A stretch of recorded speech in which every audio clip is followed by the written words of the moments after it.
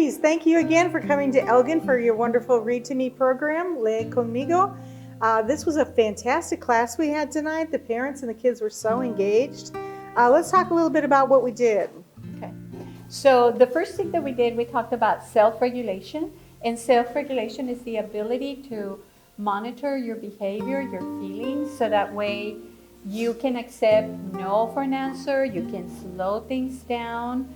And we learned about how self-regulation can be taught through children's literature. And we also did poetry and focusing on the importance of repetition and repeated reading to facilitate picking up vocabulary words. And in today's session, we focus on vocabulary related to winter and actually getting dressed and preparing to go outdoors. It was a pleasure to see the parents working with young children. They were very organized and there was just lots of fun. So the parents had a chance to interact with the children in creating a Christmas tree that we donated to the library, but the activity was based on the book A Piñata in a Pine Tree by Pat Mora. And the parents were guiding the children through in their self-regulation. It was interesting to see how the children were reacting to the parents' guidance because they wanted to mix the paint, they wanted to use the glue, and the parents seemed very calm in providing that guidance. And so they were able to create this wonderful Christmas tree.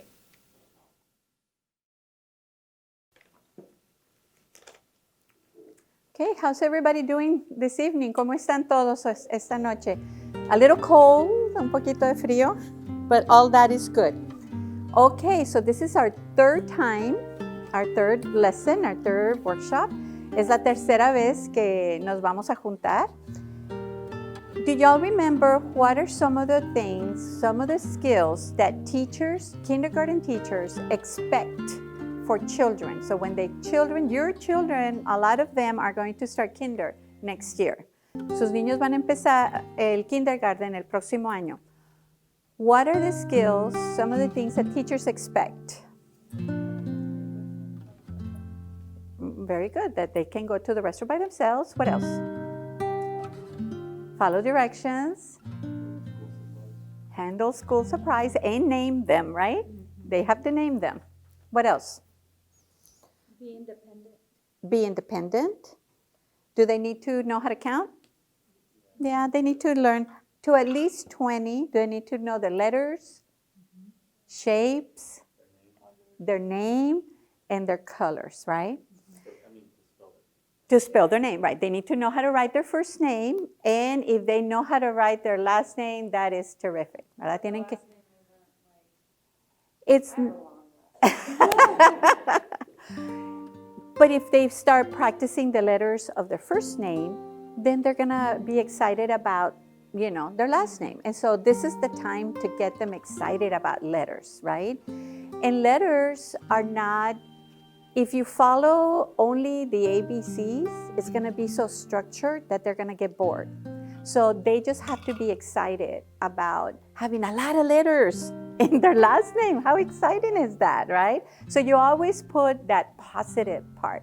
Siempre tienen que poner lo positivo. Si su nombre está muy largo porque tiene muchas letras, ¡qué bonito! Tiene muchas letras. Siempre lo positivo. ¿Para qué? Para que ellos estén emocionados y motivados también. So what we're going to do this evening, we're going to focus on two specific things. Nos vamos a enfocar en dos objetivos. El primero es cómo es que los niños se deben de regular ellos mismos. So the first objective is how do children self-regulate? Self-regulation is very important for kindergarten. Many times, if children don't know how to self-regulate, that's when they get in trouble. Regulate means that you teach yourself certain skills to wait, right? And so that things are going to happen, and so you regulate yourself. So if somebody tells you, I'm going to be there at 7 o'clock. And you get mad because like, oh, it's already 7. Where are they?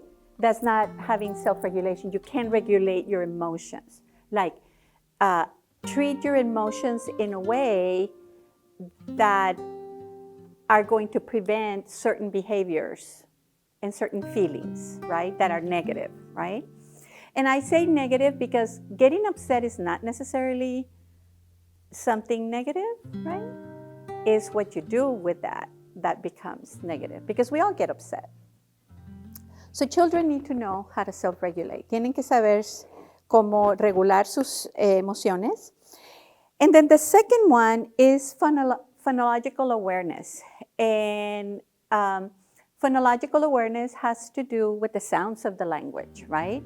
If children know the sounds of the language, they need to know the sounds of the language before they can do something with the language, with the letters, etc.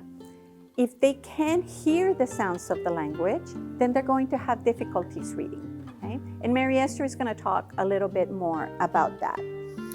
And so what I wanted to share with you today is self-regulation.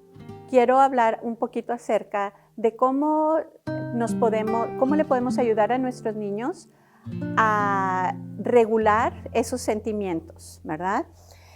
And let me give you an example. So when you go to a store and one of your children wants something and you say no, what do? They cry, or beg for it sometimes, not all the time, right? What else can they do? So cry, beg.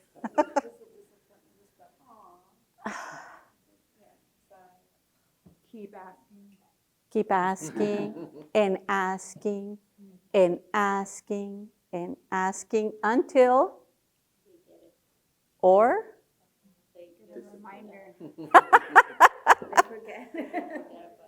Exactly, right? And sometimes they forget about it, but not all the time. Usually not all the time. Does it matter the age? Yes? Okay, we have a yes and we have a no. So, así, o sea, tiene que ver la edad dependiendo lo que estén pidiendo. I have 2 daughters, so the little one, when I said no, she's okay with it. Like, she's like, mommy, yeah, maybe you can buy me that later or another day. But the big one, she's 9, and she's like, can I have it? Can I have it? Can I have it? Please buy it. And I already said no, because I give her a reason. She's keep pushing. Keep asking. And how old is the little one? 4. 4. And the big one is 9. Okay, okay. How about yours? 3579. 3579, okay. Which one is the one that seems to have a little bit more difficulty in taking no for an answer? The 3-year-old? Depending on the parent. And their personality. So there's like all of these things that affect, right?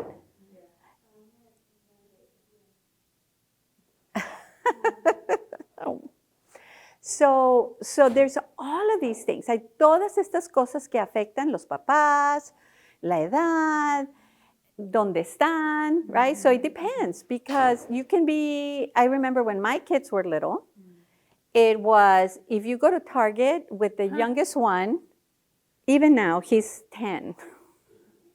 Mom, I'm just going to go look. Nada más voy a ir a ver. Miguel.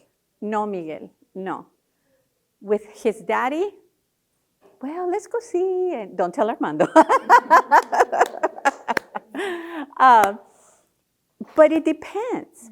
And so one of the very important things that I want to share with you is that when you have young children, 0 to 5, children are going to develop differently, right? They go through milestones, they go through stages, and sometimes we just have to take a deep breath, right?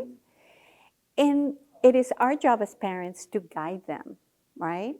And I confess to you, yep, sometimes you give in because you don't want to have to, look at the tantrum or the rolling of the eyes or what have you.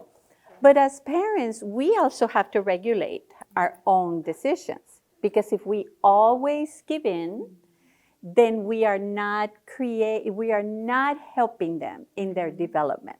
So there's an app if you are interested, and the app is by the Center for Disease Control, believe it or not, is the CDC. If you just go to your app store, and it's free, you're going to see that it's called CDC Milestone Tracker.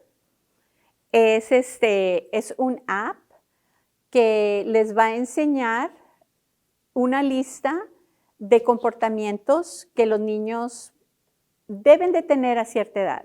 And so you have some handouts right there. Están en inglés y en español. And it's right there. It's for Apple and it's for Android. And I tried to download it, and I did, pero el énfasis es en niños de 0 a 5 años de edad. And so the emphasis in children 0 to 5. So I don't have a 5-year-old. My youngest is 10. And so I had to make it up so that way I can get in there. Pero, but you write your child's name, their birthday. They don't store any important information, and so you can just put your child's first name, so there's no way for them to track it.